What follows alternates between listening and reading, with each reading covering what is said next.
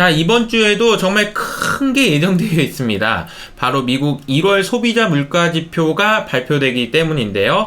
연초부터 좋은 흐름을 이어가고 있는 증시에 변수로 작용할 수 있을지 체크해 봐야 될 것들이 정말 많더라고요. 같이 한번 체크해 보시죠. 자, 다음 주 일정 중에는 뭐니 해도 화요일에 있을 1월 CPI 발표가 굉장히 중요하겠습니다. 미국 물가 지표가 어떻게 나오는지가 초미의 관심사고요. 그리고 수요일 날 있을 소매 판매 지표도 굉장히 좀 중요합니다. 왜냐하면 미국에서 경기에 대해서 경착륙이냐 연착륙이냐를 넘어서 요즘에는 노랜딩, 그런 거 없어, 경기 너무 좋아 라고 이야기할 정도인데, 소비가 정말 좋다면 그런 얘기가 더 나올 거고요. 그렇지 않다라면 반대 이야기가 나올 수 있어서 소매 판매 지표도 굉장히 좀 중요하게 보셔야 될 것 같습니다. 자, 주말 동안에 다우는 0.5% 상승했는데 나스닥은 0.6% 하락했습니다. 종목별로 보면 테슬라가 5% 하락했고요. netflix도 5%, 엔비디아도 5% 하락한 반면에 유가 관련된 주식들은 큰 폭의 상승을 보였습니다. 주간 단위로 보니까 뚜렷하게 헬스케어 업종이 좀 눈에 띄고요. 그리고 구글이 10%나 하락했다는 것이 상당히 인상적이었죠. 지난번에 보여드린 것처럼 이 구름, 요 구름이요, 뭔지 잘 모르겠지만 이 구름이 저항이 된다라는 말씀을 드렸는데, 어쨌든 지난 한 주 동안에는 나스닥이 2.4% 조정을 보였습니다. 자, 매크로 변수들도 좀 보겠는데요. 2년물 금리가 이제 4.5%를 돌파했습니다. 자세히 보시면요, 이때 빨간색 선으로 나타내 있는 부분이 FOMC 회의였는데, 그때 이후로 지금 금리가 굉장히 많이 올랐다는 걸 볼 수 있죠. 한때 4%까지 내려가는 거 아니냐는 이야기가 나왔다는 걸 감안해 보면 지금 단시간에 굉장히 빠른 금리 상승을 보여주고 있습니다. 자, 이 그림에서 보시는 것처럼 2년물 금리 움직임인데요. 작년 말에 채권을 사야 된다라고 이야기했던 전문가분들이 이제 최근에 이제 방송에 나와서 내가 그 말 했지 안 했어? 했니 안 했니? 라는 이야기들을 많이 하고 계신 것 같은데, 이게 참 보시면 금리가 벌써 고점 수준까지 다 올라왔습니다. 작년 12월 고점 수준은 이미 넘어섰고요. 10년물 금리도 만만치 않습니다. 10년물 금리 움직임도 굉장히 빠르게 상승하고 있고 3.7%까지 상승했습니다. 금리, 채권 시장은 이제 정신을 좀 차렸다라고 볼 수 있을 것 같고요. 자, 그리고 달러 역시 이게 지금 이러다가 지금 강세로 다시 전환되는 거 아니야 라는 우려가 있을 정도인데요. 그러면서 보시는 것처럼 100달러 수준에서 지금 2주 연속 반등. 근데 이제 제 생각에는 100에서 105 사이에서 왔다 갔다를 몇 번 더 하지 않겠냐라는 생각입니다. 그런데 이제 유로화는 이미 약세 준비를 다 마친 상황인 것 같습니다. 1.1을 돌파하는가 싶더니 벌써 5일 연속으로 하락하면서 1.06까지 하락한 상황입니다. 주요 원자재의 흐름을 보시면 유가가 지난주에 8%나 상승했고요. 주말 동안에 러시아에서 감산을 하겠다라는 발표를 한 이후로 유가가 2% 반등을 했는데 한때는 80불을 넘기도 했습니다. 그럼에도 불구하고 지금 여전히 75에서 80 정도의 수준에서 계속 유지가 되고 있기 때문에 유가는 아직 변수가 아닙니다. 유가가 변수가 되면 제가 바로 말씀드릴게요. 금 가격도 조정받은 이후로 횡보 중이고요. 구리 가격은 지금 약세 흐름이 이어지고 있습니다. 경기 침체에 대한 우려가 반영되고 있다고 보시면 되겠죠. 국내 뉴스 좀 점검해 볼게요.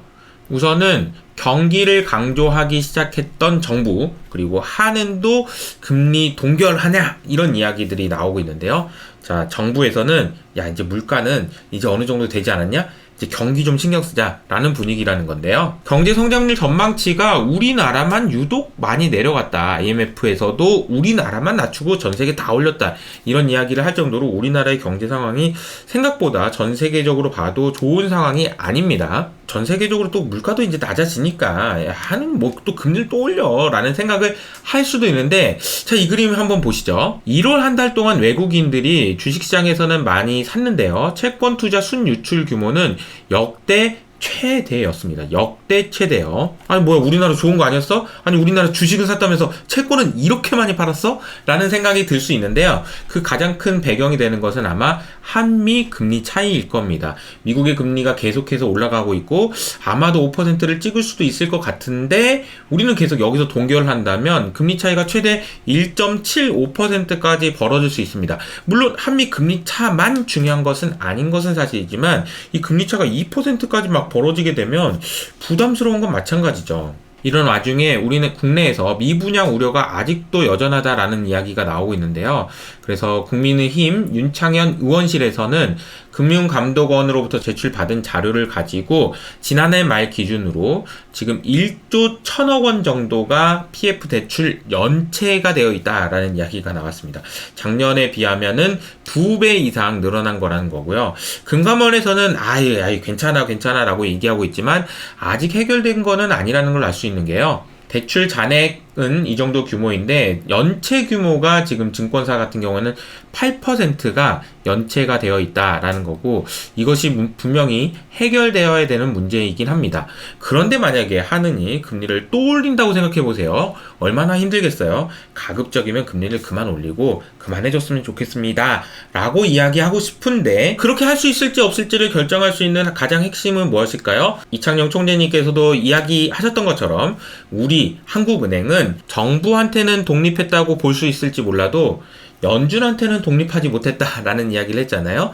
그래도 뒤에 말씀드리겠지만 연준이 과연 금리를 그만 올려도 되는 건지에 대한 결정이 나오는 것이 아주 중요하다고 볼 수 있겠습니다. 앞서 보여드렸던 이 2년물 금리를 보시면 과연 연준이 금리를 그만 올려도 되는 것인지 고민을 하게 만들기 때문이죠. 또 한 가지, 최근에 SM도 그렇고 오스템 임플란트도 그렇고 주주 활동이 굉장히 활발하게 진행되고 있는 가운데 앞으로 보이지 않는 그런 뉴스가 하나 있어서요. 현대백화점이 주주총회에서 지주사 전환한다 라고 했는데 부결됐습니다. 이게 진짜 뭔 일이야 라고 생각이 드는데요. 과거 같았으면 당연히 통과됐을 것 같은데 찬성이 64.9%, 반대가 35.1%로 원래 3분의 2가 찬성해야 되는데 와 진짜 아깝게 떨어졌습니다. 이러면서 현대백화점 관계자들은 대부분의 주주들이 자사주 소각과 배당금 확대 등 주주 환원 정책에는 공감했지만 지주사 배치하는 것에 대해서는 우려했다. 그러니까 좀 평소에 좀 잘하지 그랬어요. 자, 두 번째로 BOJ에 대한 이야기를 해보겠는데요. 자, 이번 주말 동안에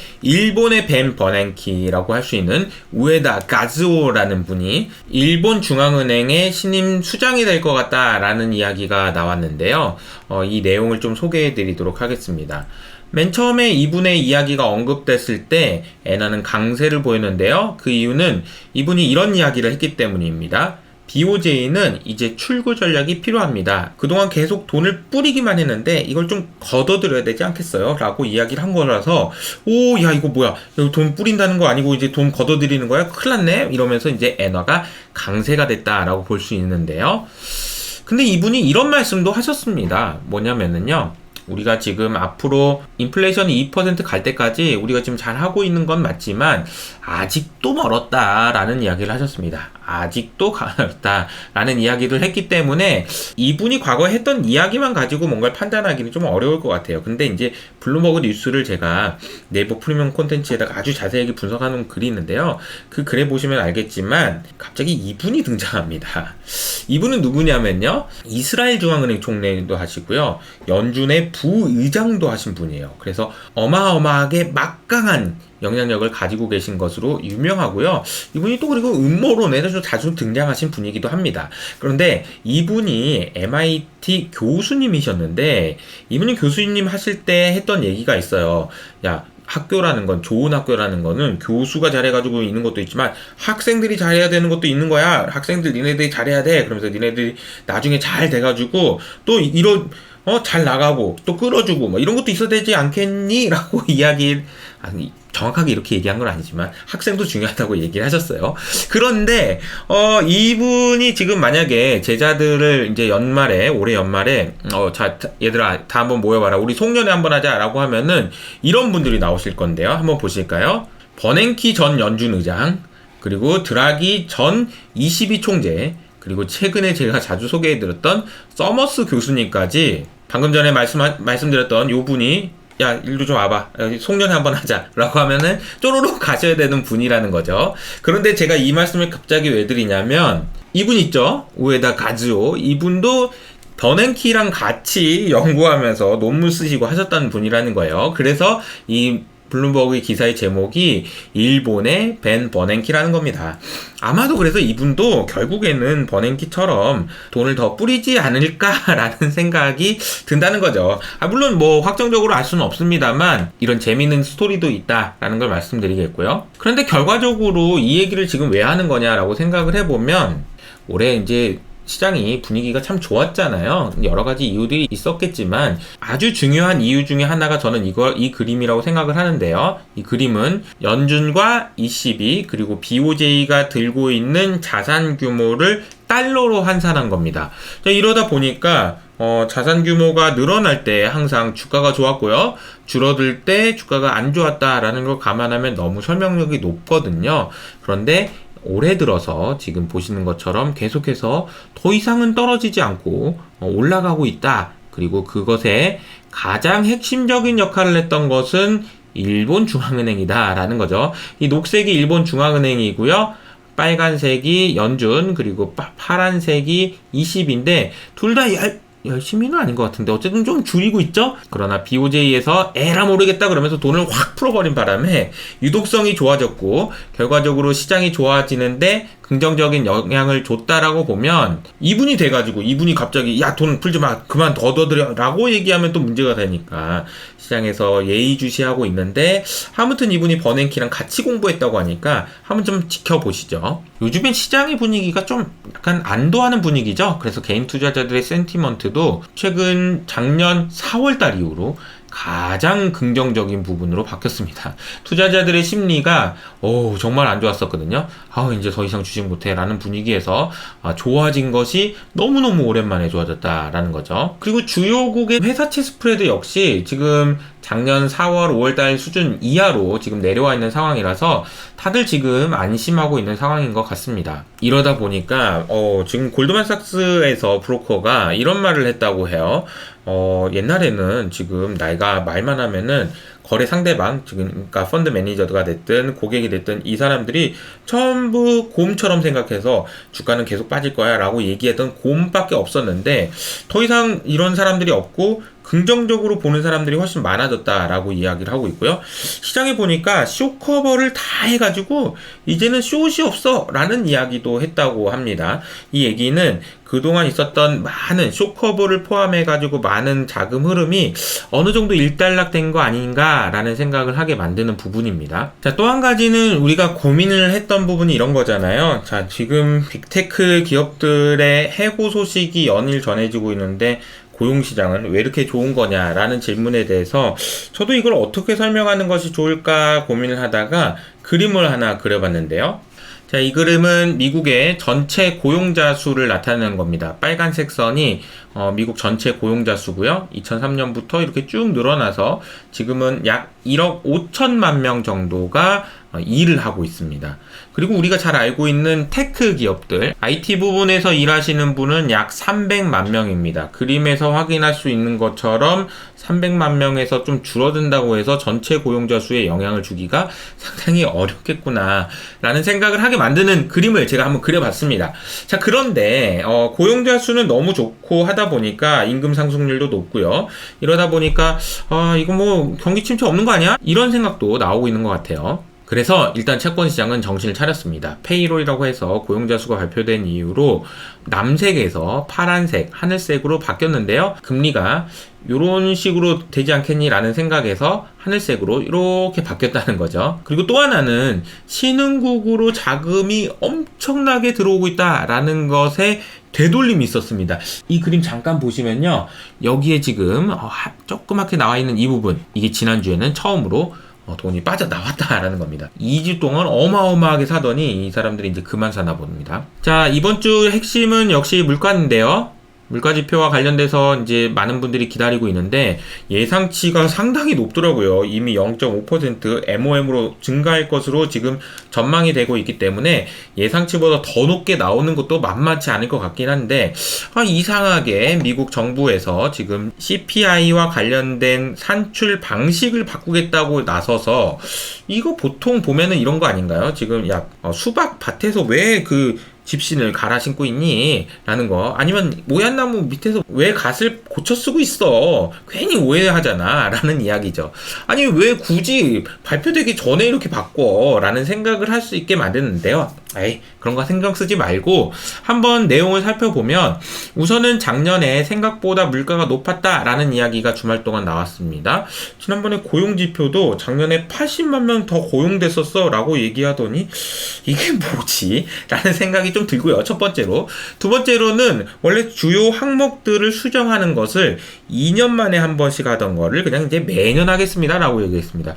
이건 또 왜 그런 거야? 라는 생각이 또 들기도 합니다. 물론 그 이유들이 있어요. 좀 더 정확하게 측정을 해가지고 물가가 올라가는지 내려가는지를 보려고 하는 겁니다. 라고 얘기하면 할 말은 없지만 굳이 왜 거기서 이제 같이 고쳐 쓰고 있는지 잘 모르겠다는 거죠. 그리고 이제 이번 내용에서는 주거비 비중은 높이고 중고차 비중은 낮춘다라고 되어 있습니다. 이 숫자 하나하나 가지고 뭐가 오르고 내리고 이런 것보다도 개인적으로 생각할 때 제일 중요한 건 이거 같습니다.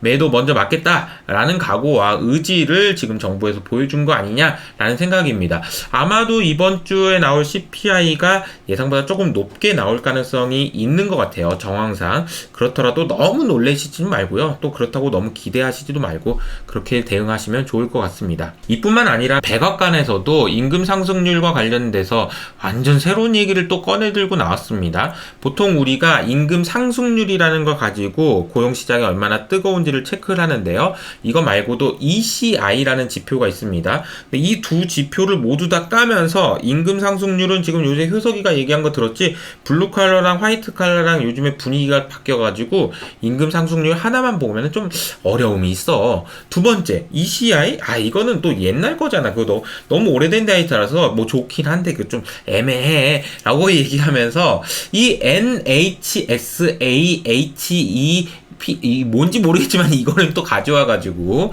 자 이걸 한번 보자라고 얘기를 하면서 지금 보시는 것처럼 오차를 체크해보니까 얘가 제일 낫잖아. 얘가 제일 좋다니까. 라고 이야기를 하고 있습니다. 그러면서 결과적으로 하고 싶은 말은 야, 물가가 지금 너무 과대평가돼 있어. 생각보다 좀 낮을 거야. 라는 이야기를 지금 백악관에서도 하고 싶어 하는 것 같다라는 겁니다. 이런 와중에 금리를 8%까지 올려야 된다. 2년물 금리 8%까지 간다라는 이야기를 하는 분도 있어서 소개를 잠깐 해드리면 완전 컨센서스랑은 다른 이야기를 하고 있는 겁니다. 이분이 하신 얘기는 이런 겁니다. 인플레이션과 연준의 금리 정책에 대해서 만약에 내 예상이 맞다면 시장에 엄청난 충격일 겁니다. 2년물 금리는 그냥 6%까지 바로 갈 겁니다. 라고 이야기를 했는데 이분이 말처럼 되지 않기를 바랍니다. 그리고 인민은행에서는 지금 2분기에 금리 인하 가능성이 있다라는 이야기도 나옵니다. 새로운 코로나19 웨이브 리스크가 있고 연준 금리 인상 사이클이 종료되면 금리 인하할 수도 있다. 참 근데 이게 좀 아이러니한 게 중국은 이제 경기가 좋아진다고 하는데 또 금리 인하까지 하면서 경기를 더 부양시키려고 하는 거니까 와 이게 좀 과거랑은 좀 뭔가 좀 다른 것 같다라는 생각이 좀 들긴 하네요. 오늘 설명해드린 내용을 포함해서 더 많고 자세한 내용은 네이버 프리미엄 컨텐츠에서 확인하실 수 있습니다. 주말 동안에만 벌써 막 4개의 글이 올라갔는데요. 아래에 링크를 달아드릴 테니까 한번 들어가서 보시고요. 앞으로도 많은 관심 부탁드리겠습니다. 저는 여기서 인사드릴게요. 지금까지 이효석 아카데미였습니다. 감사합니다.